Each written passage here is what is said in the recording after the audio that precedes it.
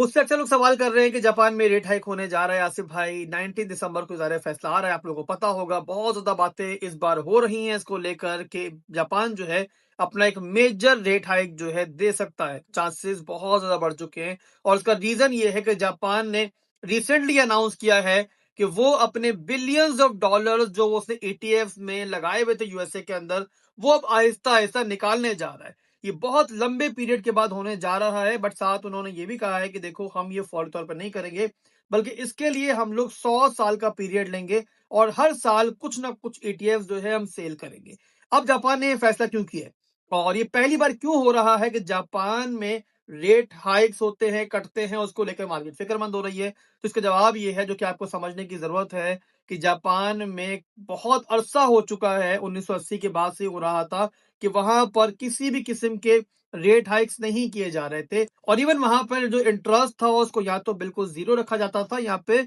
Negative side में रखा जाता था और इसी वजह से जापान से लोग पैसा लेते थे, उनके बैंक से पैसा लेते थे और उनको डॉलर में कन्वर्ट करके वो यूएसए के अंदर इन्वेस्ट कर दिया करते थे। तो आप लोगों को समझने की ये जरूरत है कि यूएसए की मार्केट्स के अंदर, फाइनेंशियल मार्केट्स के अंदर, क्रिप्टो मार्केट के अंदर जापानीज पैसा जो है वो भर भर के लगा हुआ है। अब यहाँ पे जब कहा जा रहा है कि भाई जो जापान है उसमें इन्फ्लेशन बढ़ रही है, उसकी इकोनॉमी जो है बहुत बड़े रिस्क पर है, तो वो इस बार फैसला कर सकते हैं कि वो इस बार रेट को बढ़ा सकते हैं, यानी कि इंटरेस्ट को बढ़ा सकते हैं।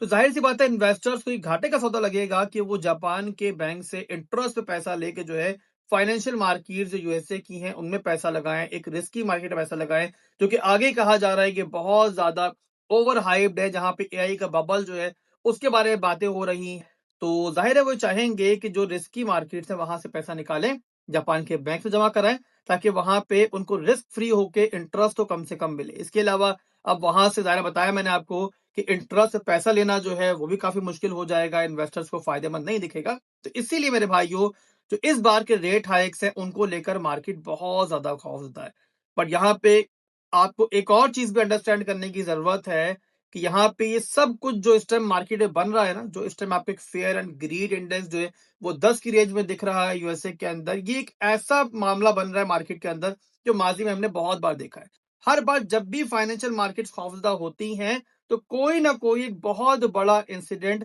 कोई ना कोई एक बहुत बड़ा मामला जो है सामने आता है, जहां पे लगता है कि अब शायद फाइनेंशियल मार्केट्स जो है बिल्कुल खत्म हो जाएंगी, दी एंड हो जाएगा उनका। बट हमने देखा है कि फाइनेंशियल मार्केट्स ऐसे बुरे वक्त से रिकवर भी होती हैं, वहां से रिवाइव भी होती है। और एक और बात जिसको लेकर नेगेटिविटी मार्केट में मौजूद है, जिसके बारे में अभी मैंने बताया आपको कि जापान अपने ईटीएफ सेल करने जा रहा है, वो फौरी तौर पे मार्केट में नहीं फेंकेगा अपने सारे के सारे ईटीएफ। भाई बिलियंस ऑफ डॉलर्स की इन्वेस्टमेंट है, फौरी तौर पर फेंकेंगे तो उनको भी पता है कि ना तो यूएसए की फाइनेंशियल मार्केट बचेगी और ना ही जापान की फाइनेंशियल मार्केट बचेगी, तो उल्टा कुछ अच्छा करने के बजाय वो बहुत बुरा कर देंगे। तो इसीलिए उन्होंने डिसाइड किया कि 100 साल के अरसे में जाके जो है ना हम अपने ईटीएफ सेल करेंगे, यानी कि हर साल थोड़ा थोड़ा ईटीएफ जो है सेल करेंगे, ताकि मार्केट पर जो है डायरेक्टली कोई बहुत बड़ा असर ना पड़े। अगर कोई सिचुएशन बने भी कि मार्केट दबाव में आती तो टेम्परेरी हो और मार्केट उसके बाद रिकवर कर जाए। तो परेशान होने की तो ज़्यादा हमें जरूरत है, जो अभी फैसला आना है, बट उसको लेकर इतना परेशान नहीं होना है कि हम यहाँ पे दिमाग से फैसला ना करें,